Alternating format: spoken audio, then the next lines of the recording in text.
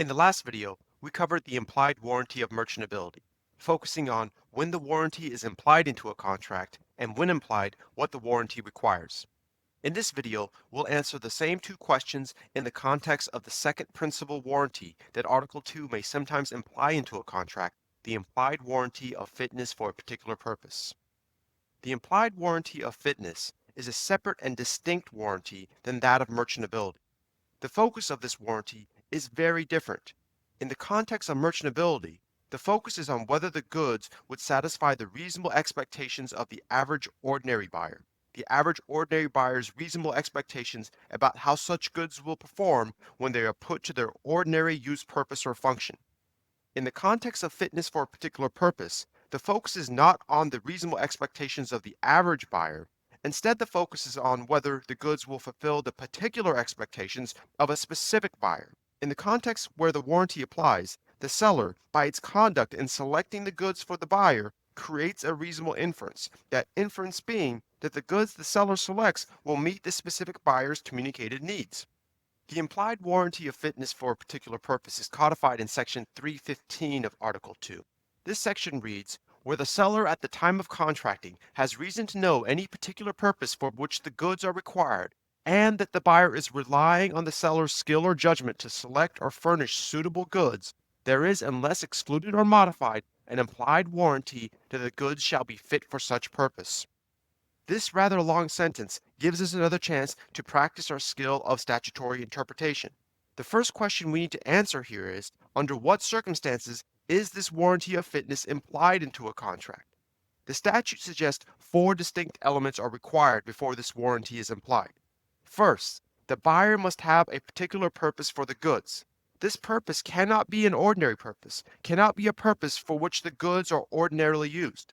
Instead, the buyer's purpose must be some specific, peculiar purpose. Comment 2 elaborates on this point. Comment 2 reads that a particular purpose differs from the ordinary purpose for which the goods are used, in that it envisages a specific use by the buyer which is peculiar to the nature of her business, whereas the ordinary purposes for which goods are used are those envisaged in the concepts of merchantability, and go to uses which are customarily made of the goods in question. For example, shoes are generally used for the purposes of walking on ordinary ground, but a seller may know that a particular pair was selected to be used for climbing mountains, in which case the seller who sells the buyer's shoes may be warranting to the buyer that the shoes that the buyer is buying are suitable for the particular purpose of mountain climbing. Note what is not required. The buyer's purpose is not required to be a unique or one-of-a-kind purpose. As noted in the Ingram River decision that is excerpted in your reading, the key inquiry is not whether anyone else can be found who puts the goods to the same use, but whether the buyer's use is sufficiently different from the customary use of the goods to make it not an ordinary use of the goods. That a buyer's use is not entirely idiosyncratic does not mean that it is ordinary. So a particular purpose must be one that is specific, peculiar, or unusual. It does not need to be one of a kind or unique. In addition to the buyer having a particular purpose, the seller must have reason to know of the buyer's particular purpose. Most commonly, it would be because the buyer has communicated to the seller that the buyer has a particular purpose for the goods. In addition, the seller must have reason to know that the buyer is relying on the seller's skill or judgment to select or supply suitable goods. And finally, the buyer must in fact rely on the seller's skill or judgment in selecting suitable goods that are fit for the particular purpose that the buyer intends to use those goods for. This collective set of factors, these four elements, support a reasonable inference or legal presumption. That presumption is that under these specific circumstances, the buyer reasonably expects and the seller understands that the buyer reasonably expects that the seller will supply goods that are fit for the buyer's particular purpose. That is the presumption that is codified in Section 315. But this presumption is a rebuttable presumption. In a later module, we'll see that, like the implied warranty of merchantability, the implied warranty of fitness for a particular purpose can be disclaimed by the terms of the party's contract, thus rebutting the presumption. Speaking of merchantability, let's compare the implied warranty of fitness to merchantability for a moment. In one sense, the implied warranty of fitness has a much broader scope. Remember, the implied warranty of merchantability applies only where the seller is a merchant of goods of that kind. In the context of fitness, however, the seller's merchant status is irrelevant.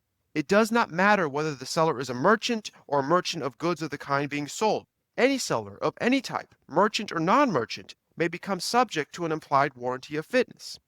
But in another, more pragmatic sense, fitness has a much narrower scope than merchantability, because unlike merchantability, fitness is implied only under very specific circumstances. Take a look. Several things must be true before there is an implied warranty of fitness. Moreover, even though any type of seller may be subject to an implied warranty of fitness, the seller's merchant status is still relevant, because a buyer is less likely to be relying on the seller's skill or judgment if the seller is a non-merchant.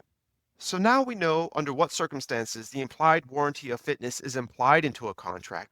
That leaves us with a second question. What is the content of this warranty? When it applies, what is being warranted exactly?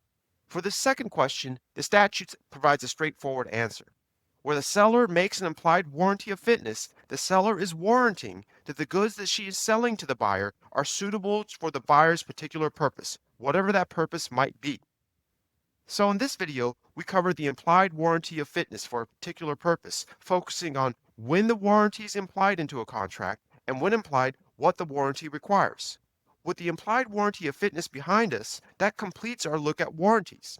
Recall that in this module, we looked at both express warranties, that is warranties that arise out of the party's words or conduct, and implied warranties, that is warranties that are implied by law when certain preset legal conditions are met.